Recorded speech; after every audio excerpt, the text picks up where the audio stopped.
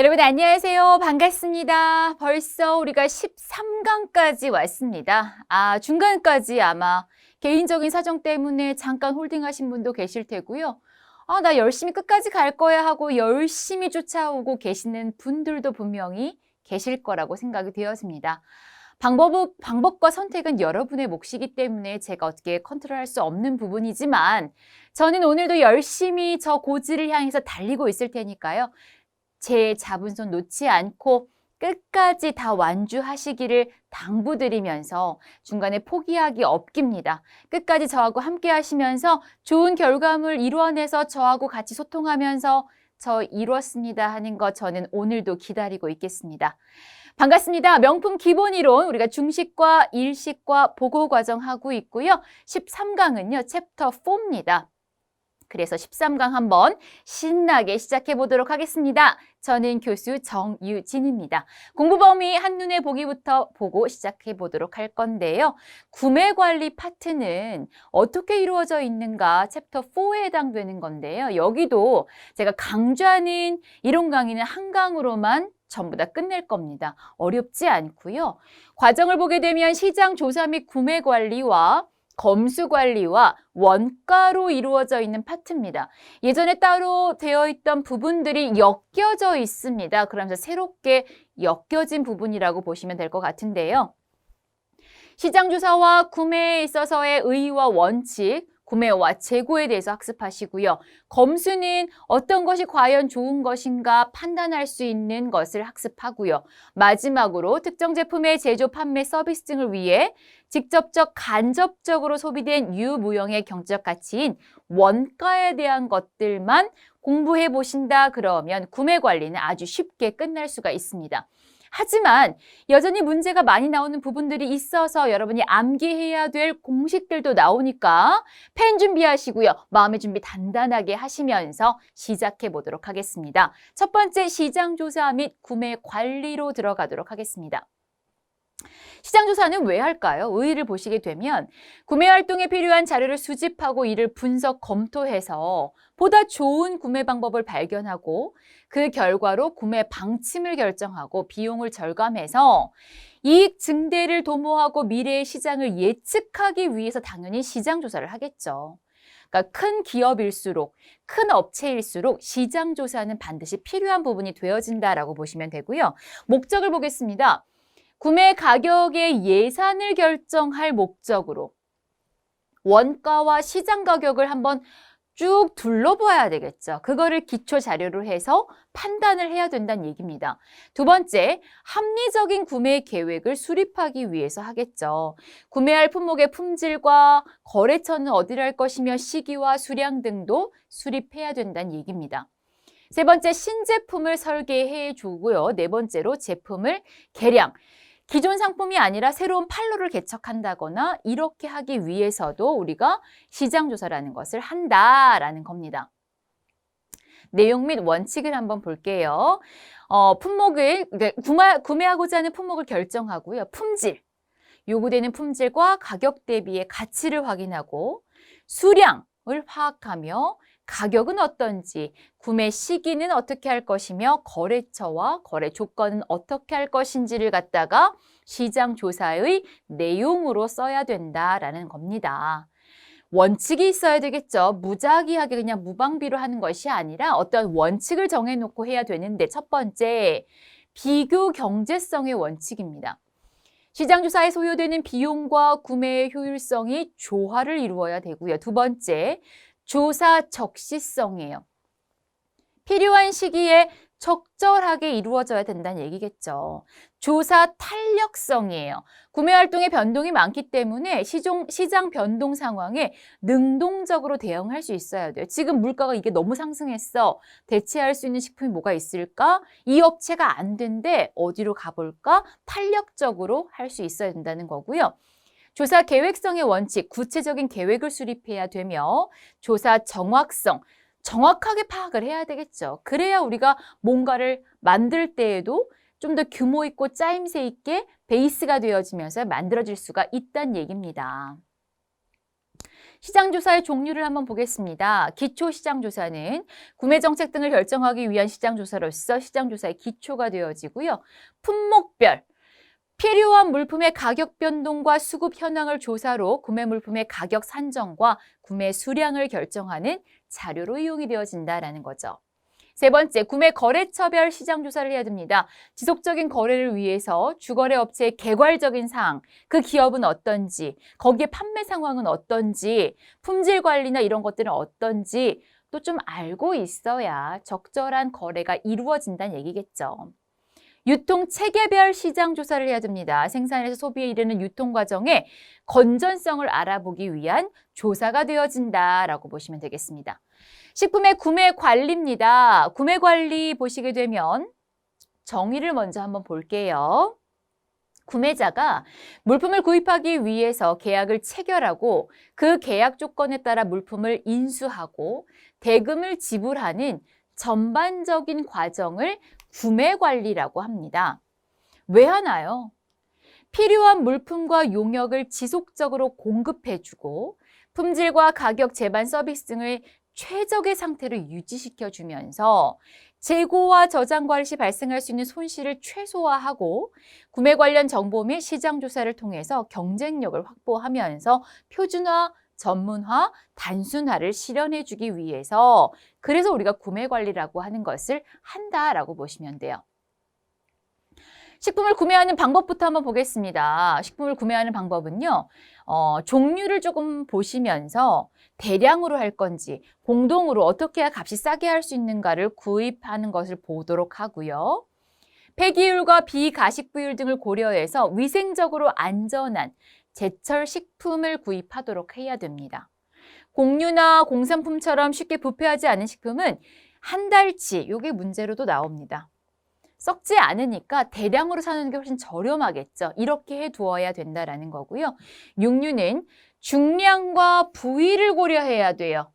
어디에 어떤 부위를 얼만큼을 할 건지를 구입해야 되고요.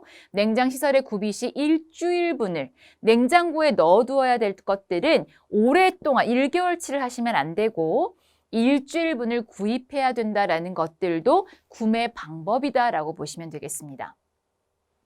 생선과 과체류 등의 신선도가 중요하기 때문에 필요할 때마다 수시로 여기에 포인트가 있겠죠.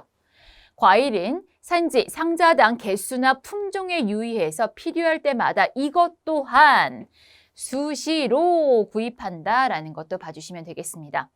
단체급식에서 식품을 구매하고자 할 때는 식품 단가를 최소한 한 달에 2번 정도는 점검하는 것도 필요하다라는 거 기억해 주시면서 식품을 어떻게 그러면 구매해야 되는가요? 절차를 한번 보도록 하겠습니다.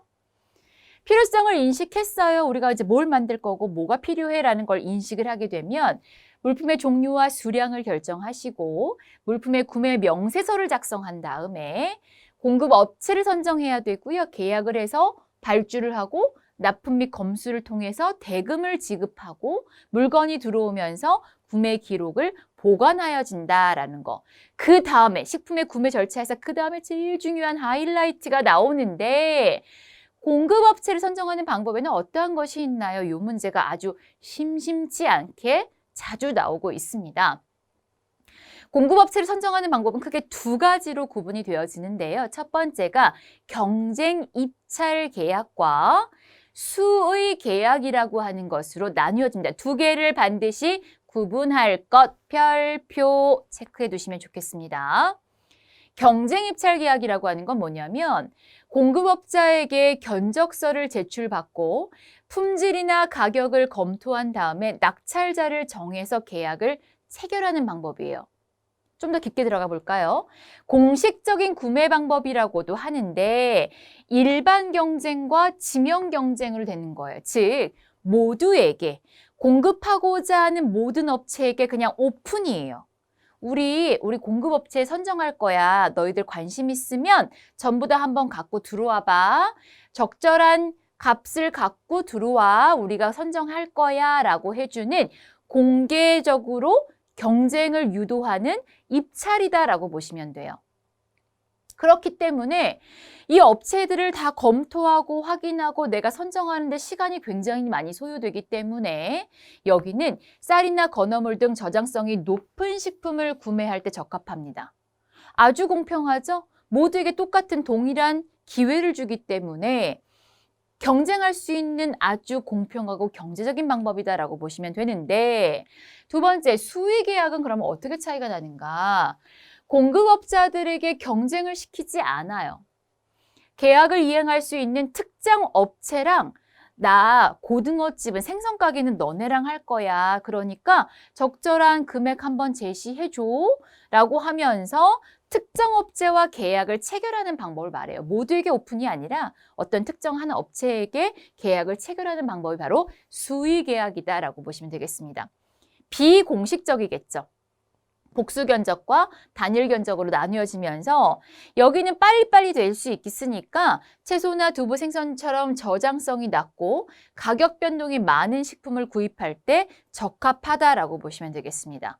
절차가 간편하고 경비와 인원을 줄일 수가 있겠죠. 많은 사람이 필요 없이 나랑 쟤랑만 딱 이루어지니까 아주 절차가 간단해지는 것이 뭐였다? 수의 계약이었다. 경쟁 입찰과 수의 계약을 반드시 구분하셔야 되고요. 제가 설명하고 있을 때 교수님이 무슨 파트에 뭐를 설명하고 있구나. 귀를 쫑긋하고 머리를 바짝 집중해서 쫓아오셔야 됩니다. 잘못 가면 남의 집 애 들고 뛰는 수가 있어요. 그러니까 반드시 잘 쫓아오실 때 헤드라인이 뭔지를 꼭 보셔야 된다는 겁니다. 그러면서 제가 이 구매 관리에서 외워야 될 공식들이 나와요 라고 설명을 드렸죠. 공식 좀 한번 보고 갈게요. 이 발주량을 산출하는 이 공식 등은 굉장히 중요합니다. 교수님, 저 시험 보러 갔다 왔더니요. 산수 문제가 4개나 나왔어야 하시는 분, 제일 많이 본 문제 수예요. 산수 문제 여기서 거의 다 나오는 거고요. 저는 하나도 안 나왔어야 하시는 분도 간혹 계세요. 안 나오면 땡큐이지만 나왔을 때 놓치면 너무나 아까운 그냥 산수예요, 말 그대로. 그래서 암기하시는 게 좋은데 단순 암기입니다. 발주가 뭐예요? 내가 미역국을 끓이고자 해요. 그러면 미역국에 필요한 재료를 주문하는 게 발주예요. 그 발주량을 구하는 공식입니다. 첫 번째, 100- 폐기율분의 100 곱하기 정미중량 곱하기 인원수. 그냥 암기예요. 100- 폐기율.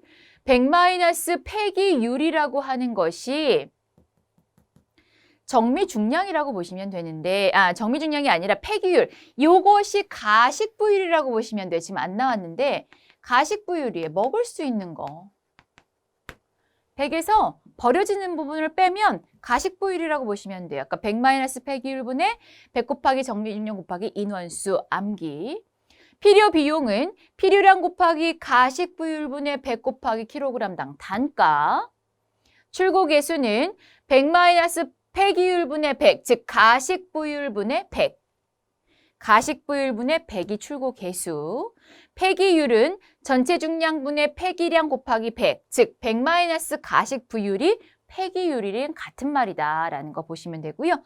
정미중량은 전체 중량 곱하기 100- 폐기율이다라는 것도 기억해 주시면 되는데 단순 암기예요. 특히나 요 3개는요.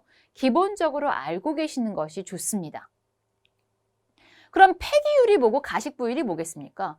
아까 설명드렸지만 버려지는 부분이 폐기율, 먹을 수 있는 부분이 가식부율. 즉 가식부율이 높다면 폐기율은 낮고 폐기율이 높다면 가식부율이 떨어진다. 그래서 여러분이 알아야 될 것은 순서를 외울 필요까지도 없어요. 폐기율이 높은 건 뭐겠습니까? 폐류, 조개 같은 경우는 껍질은 이만한데 먹을 거 요만하잖아요. 버려지는 게 훨씬 더 많다는 얘기고요. 해조류나 곡류나 두류 같은 건 그냥 다 먹잖아요. 그러니까 폐기율이 0이 되어진다. 순서로 보면 이런 순서구나. 숫자를 외울 필요는 없지만 순서 정도는 이해하고 계시는 것이 좋다라는 거. 세 번째, 식품의 재고 관리로 보겠습니다. 재고 관리를 잘해야 버려지는 게 없으면서 원가가 절감될 수 있다는 겁니다. 물품 부족으로 인한 급식 생산 계획의 차질을 미연에 방지할 수 있겠죠. 재고를 잘 쟁여놓게 되면 이거 없는데 이거 해야 돼. 하지만 우린 재고가 있어. 이렇게 될 수 있다는 얘기고요. 도난과 부주의로 인한 식품 재료의 손실을 최소화할 수 있으며 급식 생산에 요구되는 식품 재료와 일치하는 최소한의 재고량이 유지되도록 해야 되면서 정확한 재고 수량을 파악함으로써 불필요한 주문을 방지하여 구매 비용을 절약할 수 있다라는 거예요. 그래서 이 모든 음식을 만드는 곳의 재고 관리는 정말 필수입니다. 재고가 얼마나 많은지 파악이 돼야 불필요한 주문을 덜 하게 된다라는 거겠죠. 아주 중요한 부분이다라는 거 기억하고 계셔야 됩니다. 섹션 1이 끝났습니다. 어렵지 않아요. 두 번째 섹션 2로 가겠습니다. 검수 관리입니다. 발주도 하고 재고도 쌓이지 않게 하고 다 했어요. 그러면 물품이 들어왔을 때 확인 작업을 하는 게 검수라고 보시면 되겠죠. 검수 관리를 한번 보도록 할 건데 검수 공간은 식품을 감별할 수 있도록 충분한 조도가 확보되어야 돼요. 밝아야 돼요. 검수, 한 번 더 확인 작업을 하는 건데 이 식품이, 이 재료가 이상이 없는지 확인을 해야 되기 때문에 충분한 조도, 빛이 밝아야 된다는 얘기겠죠. 계측기나 운반차 등을 구비하여 이용해야 되고요. 저장 공간의 크기는 배식의 규모, 식품 반입 횟수, 저장식품의 양 등을 고려해서 검수해야 된다라는 건데 그러면 중요한 점. 과연 어떻게 검수해야 되는가? 감별할 수 있는 능력을 가져야 된다라는 겁니다. 그래서 감별법을 한번 빠르게 슉 보고 넘어가도록 할게요. 쌀이게요, 쌀. 쌀의 키포인트는 건조죠, 건조.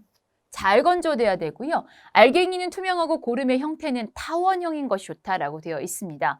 광택이 있으면서 냄새가 안 나야 돼요. 누렇게 변질되어진 거 황변미 중독이었습니다. 그렇지 않은 쌀 또는 이빨로 딱 깨물었을 때 딱 하고 소리가 나는 것이 좋은 쌀이다라는 감별법. 밀가루는 백색이고 건조가 잘 되어야 되고요. 뭉쳐지지 않아야 합니다. 부드러워야 되고 과채류는 형태를 잘 갖추면서 그다음에 신선하고 청결한 게 좋겠죠. 육류 같은 경우는 선명한 고유의 색을 가지고 있으면서 탄력성이 있는 것이 좋습니다. 고기의 결이 고운 것이 좋고요. 소고기는 어떤 색깔이 좋은 걸까요? 빨간색. 돼지고기는 핑크색이 좋다라는 거예요. 교수님, 저 돼지고기라고 사는데 너무 빨개요.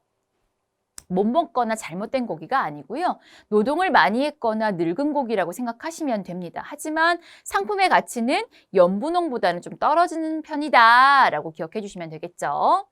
어류 중요합니다. 어류, 생선. 생선의 육질이 단단하고 탄력성이 있어야 돼요. 흐물거리거나 하면 안 좋겠죠. 눈은 약간 투명하고 튀어나온 게 좋고요. 아가미의 빛깔이 선홍색이고 단단하며 꽉 닫혀 있는 게 좋아요. 아가미. 비늘이 고르게 밀착되어 있고 광택이 나며 점액질이 별로 없는 게 좋습니다. 지금 하고 있는 파트가 우리가 중식, 일식, 보고잖아요. 그래서 일식과 보고를 하신 분들은 생선과 굉장히 친근해지셔야 돼요. 감별도 하실 수 있어야 된다는 얘기죠. 물론 중식도 쓰지만 일식과 보고는 거의 주된 작업들이기 때문에 아주 중요한 부분이다라고 보시면 되겠습니다. 근육이 뼈에 밀착되어 잘 떨어지지 않는 게 좋아요. 생선을 딱 들었더니 우두둑 떨어졌다. 살과 뼈가 분리된다. 안 좋다는 얘기고요. 복부도 탄력적인 게 좋고요. 어육 연제품은 표면에 점질의 액집이 없는 것이 좋더라라는 것도 봐주시면 좋겠습니다. 달걀도 중요합니다. 별표해 두시고요. 달걀은요. 껍질이 거칠거칠한 게 좋아요. 광택이 없는 게 좋아요. 미끄덩미끄덩 안 됩니다. 거칠거칠한 게 좋고요. 흔들어 봤을 때 물과 같은 소리가 안 나야 돼요. 수양난백이 많지 않은 것이 좋고요. 빛을 비추었을 때, 그래서 우리 산란하고 나서 감별하는 감별사들이 따로 있는데 그건 감별사들이 보통 합니다. 우리 일반인들은 좀 어렵고요. 빛을 비추었을 때 난황이 중심에 위치하고 윤곽이 뚜렷하며 기실의 크기가 작으면 좋다라는 거. 그 다음에 6%의 소금물에 넣었을 때 가라앉는 게 신선해요. 6%의 소금 용도라고 보면요. 가라앉을 때 이렇게 산란하자마자 나오는 달걀은요. 이렇게 옆으로 누워요. 점점 이렇게 서요. 그러다 둥둥둥둥 떠올라요.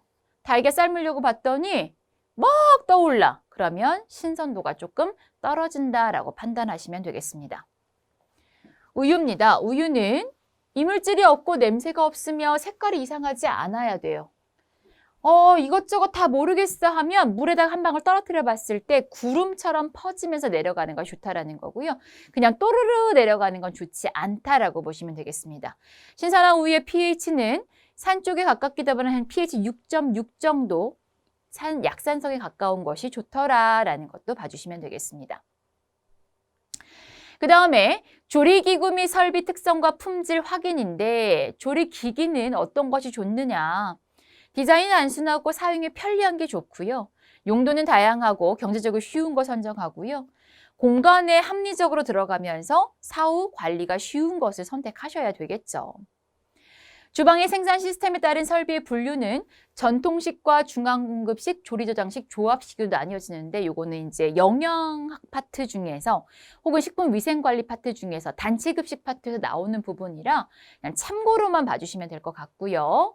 주방의 설비를 분류하다 보면 설비 형태는 전통형, 편의형, 혼합형, 분리형 주방 등으로 구분되어지면서 목적에 따라서 설비가 이루어져야 한다라는 것도 봐주시면 되겠습니다. 검수를 위한 설비 및 장비 활용 방법입니다. 검수대는 위생적으로 당연히 깨끗하고 안전이 우선시 돼야 되겠죠. 검수 구역은 배달구역 입구, 물품 저장소 등과 인접한 장소에 위치하도록 해야 되고요. 청소와 배수가 편리해야 되며 검수대의 조도는 요거 중요합니다. 540룩스 이상으로서 환하게 비춰져야 검수가 잘 되어진다. 모든 검수대에 구분할 수 있도록 나눠서 설비가 돼야 된다라는 것도 알고 계시면 되고요. 검수 기기의 종류를 보시게 되면 중량을 측정하는 거에는 저울, 온도 측정, 입고된 식재료와 물품 운반, 물품 검사 진행형으로는 이렇게 나뉘어진다라는 것도 봐주시면 되겠습니다. 마지막입니다. 섹션 3로 가겠습니다. 원가입니다. 원가는 되게 중요해요. 중요하게 나오는 공식들이 좀 있고요. 외워야 될 것들이 좀 있기 때문에 지금부터 제가 하는 말들을 빨간 펜을 드시고 잘 쫓아와 주시면 될 것 같습니다. 원가입니다. 특정한 제품의 제조와 판매와 서비스 등을 유지하기 위하여 직간접적으로 소비된 유무형의 경제적 가치를 뭐라고 한다? 원가라고 한다라는 거예요. 그러면 중요한 거 하나 나오네요. 원가의 3요소 암기, 재료비, 노무비, 경비, 재노경. 재료비, 노무비, 경비, 원가의 3요소가 되어집니다. 제품의 제조를 위하여 소비되는 물품의 원가니까 당연히 재료비겠죠. 제조를 위해 소비된 노동의 가치, 노무비겠죠. 그 다음에 제품의 제조를 위해 소비되는 재료비와 노무비를 제외한 나머지 모든 비용을 경비라고 하겠죠. 세 가지가 원가의 3요소 중요하게 기억하고 계셔야 됩니다. 그렇다면 원가의 종류를 한번 볼게요. 제품의 생산 관련성에 따라 직접이냐 간접이냐로 나뉘어지는데 직접이라고 하는 것은 특정 제품에 사용된 것이 확실해서 직접 부담시킬 수 있는 비용, 직접 원가라고 하는 것이 바로 직접비라고 되어지는 겁니다. 직접적으로 사용되는 부분들. 간접비는 여러 제품에 공통적으로나 간접적으로 소비되는 비용입니다. 그래서 간접재료, 간접노무, 간접경비 이런 것들을 조금 구분해 주시면 도움이 될 것 같습니다. 직접적으로 쓰는 임금으로 들어가는 건 직접 노무비가 되어지는데 수당으로 들어가는 건 간접 노무비가 되어진다는 것을 조금 구분해 주시면 될 것 같고요. 생산량과 비용의 관계에 따라서 고정비와 변동비로 나뉘어질 수 있는데 고정비란 생산량의 증가에 관계없이 고정적으로 발생이 되어지면 고정비라고 합니다. 변동비는 생산량의 증가에 따라 비례하여 함께 증가되어지는 비용을 변동비라고 합니다. 그렇죠? 식재료비, 시간제 알바비 이런 것들은 전부 다 변동될 수 있기 때문에 변동비에 들어간다라고 보시면 되겠죠. 원가 계산으로 한번 본격적으로 들어가 볼게요. 원가 계산이라고 하는 거 왜 하나요? 가격을 결정할 목적으로 하겠죠. 제품의 판매 간격을 결정하기 위해 실시를 하고요. 원가 관리의 기초 관리를 제공하며 원가의 절감 방안을 모색하기 위해서 실시합니다. 예산을 편성할 목적으로 하고요. 재무제표를 작성할 목적으로 우리가 원가 계산을 한다라는 겁니다. 원가 계산의 원칙도 있어야 요것도 중요합니다. 제품의 제조 등에 발생한 원가를 있는 그대로 계산해서 진실성 있게. 너무 가짜로 꾸미면 안 된다는 얘기겠죠. 발생한 기준이에요. 모든 비용과 수익은 발생한 시점을 기준으로 계산해야 되고요. 계산 경제성. 원가의 계산 시에는 경제성을 고려해야 되며 확실성. 확실한 방법을 선택해서 해야 되고요. 정상적으로 발생한 원가만을 계산해야 된다라는 겁니다. 원칙은 이래요. 비교성의 원칙. 다른 일정 기간 또는 다른 부문의 원가와 비교할 수 있어야 되고요. 상호관리. 일반 회계, 요소별, 부문별, 제품별 상호관리가 가능해야 된다는 원칙으로 행해져야 된다는 겁니다. 원가 계산은 보통 얼마를 해야 되나요? 한 달에 한 번 정도 실시하는 게 대부분이지만 3개월 또는 1년에 한 번 정도 실시하는 기관들도 업장들도 굉장히 많다라는 거를 그냥 참고적으로만 봐주시면 될 것 같습니다. 원가 계산의 구조는 중요합니다. 별표 어떻게? 요부제, 요소별, 부문별, 제품별 단계예요. 요부제, 요소별, 부문별, 제품별로 해서 원가 계산을 해야 된다라는 거 암기. 그럼 원가를 한번 구성을 볼까요? 이게 오늘의 하이라이트예요. 원가 계산에서는요, 제일 중요한 게 원가의 구성이라고 보시면 돼요. 지금 풀어져 나와 있는데 저는 이거보다 더 추천드리는 게 요 표예요. 이렇게 외우시는 게 좋아요. 시험장 가시면요, 여러분이 가져간 종이를 꺼내실 수는 없어요. 그건 전부 다 컨닝행으로 간주합니다. 들어가자마자 저 감독관님 종이 한 장 주세요 라고 하면 거기서 인정되는 종이를 나눠줄 거예요. 이면지 같은 거를 주게 되면 A4지를 줄 거예요. 시작하면 그러면 나 이거 까먹을 것 같아. 그러면 이 정도의 사다리차 정도는 외워서 한번 적어보시는 것도 도움이 됩니다. 왜냐하면 문제를 딱 보면 기억이 안 나는 경우가 되게 많기 때문에 순서대로 어떻게 보는지 제가 설명을 드릴게요. 아까 원가의 3요소는 재료비, 노무비, 경비라고 했어요. 그러면 직접 원가를 구하라 그러면 직접 재료, 직접 노무, 직접 경비 이게 바로 순서라는 거예요. 직접 원가를 구하는 건 이 세 개를 더하면 돼요. 직접 원가를 알면 제조 원가를 구하실 수가 있어요. 어떻게? 이 직접 원가에다가 플러스 제조 간접비를 더해 주시면 돼요. 이해 가세요? 그러면 제조 원가를 알면 총원가를 구하실 수가 있어요. 총원가는 어떻게 구하냐면 이 앞에 제조 원가에다가 플러스 판매 관리비를 더해 주시면 돼요. 판매비와 일반 관리비를 합쳐서 판매 관리비. 총원가를 구했어요. 총원가를 구하면 판매 가격을 구하실 수 있어요. 판매 가격은 이익이 당연히 붙어야 되겠죠. 물고 뭐가 추가됐는지 기억해 주신다 그러면 원가 구성도는 다 아는 내용들이에요. 그래서 직접 원가, 제조 원가, 총원가, 그다음 실제 원가 이거에 대한 설명이다라고 보시면 되겠습니다. 그래서 제일 중요한 게 이 표라고 보시면 되고요. 예정 원가는 제품을 제조하기 전 제품의 제조를 소비될 것으로 예상되는 원가, 사전 원가, 추정 원가, 견적 원가라고도 하고 표준 원가는 과학적 통계적 조사에 의해서 미리 산정해 놓은 표준이 되어지는 원가다라고 보시면 되겠습니다. 제일 중요한 하이라이트 외우셔야 돼요. 기억을 하면서 재료비 계산으로 한번 가볼게요. 이제 외우는 건 여러분들 몫이에요. 제가 이거 중요하게 외워야 해요 라고 하는 것들은 놓치지 않으셔야 된다는 얘기입니다. 재료비란 제품의 제조 과정에서 실제로 소비되는 재료의 가치를 화폐 액수로 표시한 금액으로 이는 재료의 소비량에 재료의 소비 단가를 곱하여 산출한다. 자, 재료비잖아요. 재료비니까 몇 개 팔렸어? 한 개당 얼만데? 이렇게 되는 거예요. 어렵지 않죠? 재료비를 구하는 공식. 그러면 재료를 소비를 하는 거에 대한 계산법이 있습니다. 계산법에는 계속기록법, 재고조사법 하나 더, 역계산법 3개를 외우셔야 돼요. 다시 계속기록법, 재고조사법, 계산법 3개짜리를 외우시는 게 편할 거예요. 저 뒤에 가시면 재료의 소비 가격을 구하는 방법이 5개가 나와요. 5개짜리 외우실래요? 3개짜리 외우실래요? 제가 항상 물어요. 3개짜리 외우셔야죠.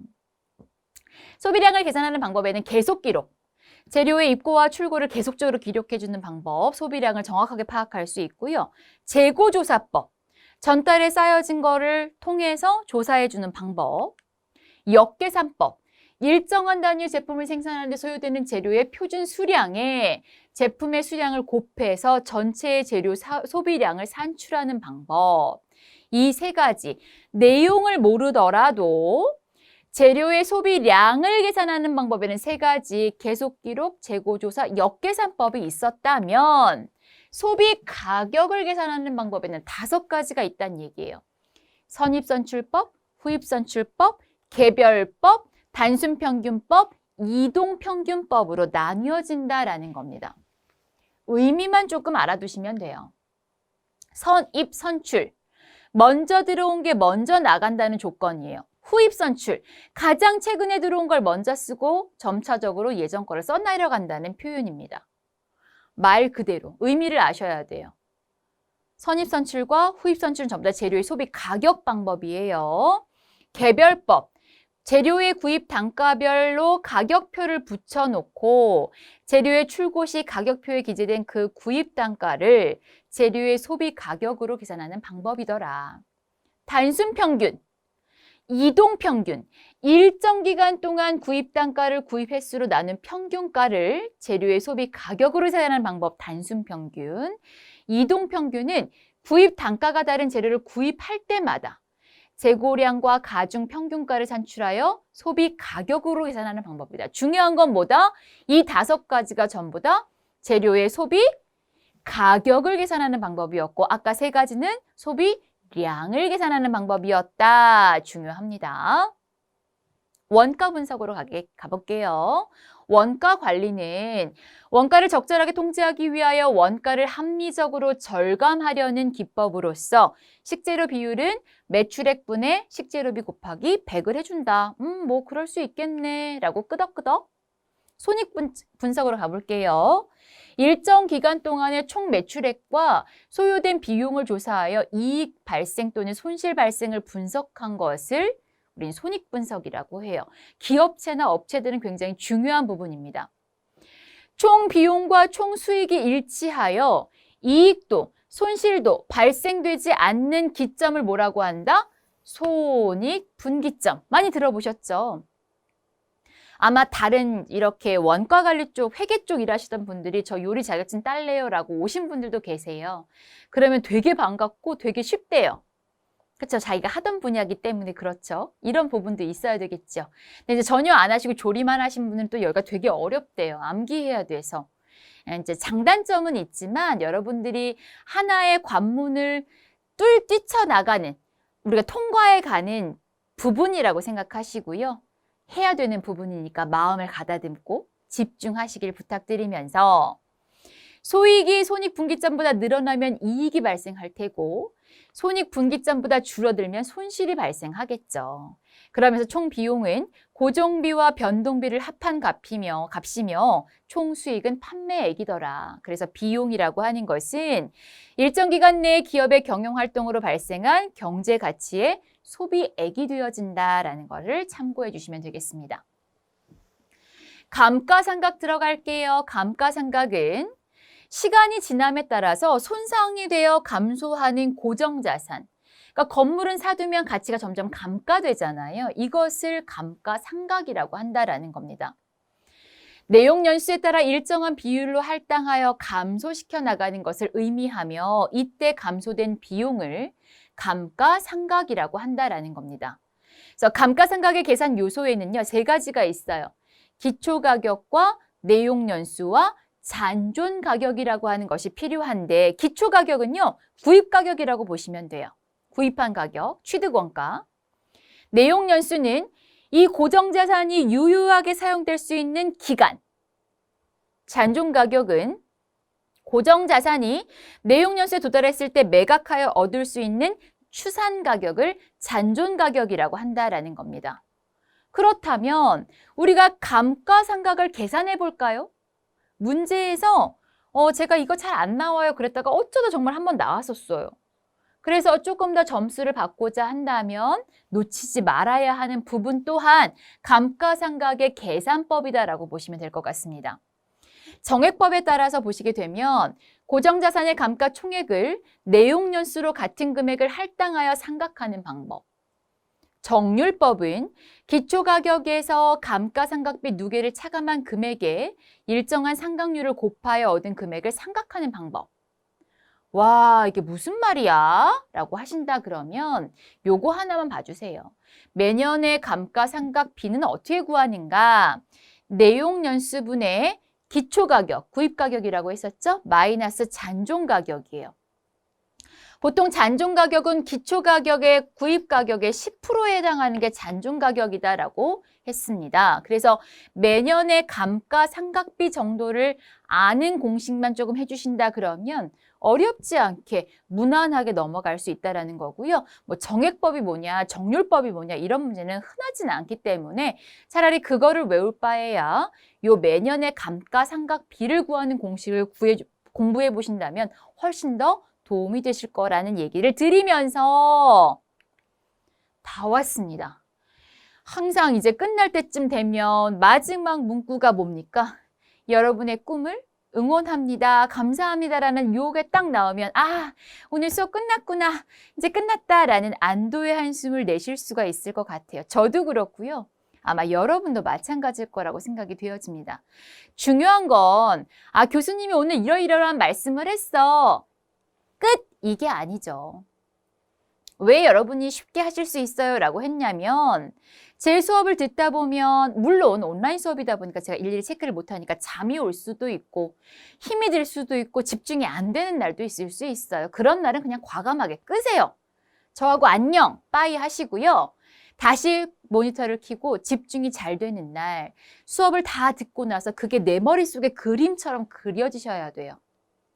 그렇게까지 딱 되면 모니터 끄시고요. 펜 다 내려놓으시고요. 오늘도 나 잘했어. 기특해. 셀프 칭찬 한번 하시고요. 그 단원을 끝내시면 됩니다. 공부는요, 지루하고 어렵습니다. 물론 새롭게 도전하고 나가는 게 있기 때문에 재밌는 부분도 있지만 전반적으로 공부라고 딱 느껴지는 순간 지루하고 어렵고 힘듭니다. 그 과정을 넘어가야 우리의 목표물을 얻을 수 있고 국가 자격증이라고 하는 것을 손에 쥘 수 있다는 사실을 자꾸만 인식시켜 주세요.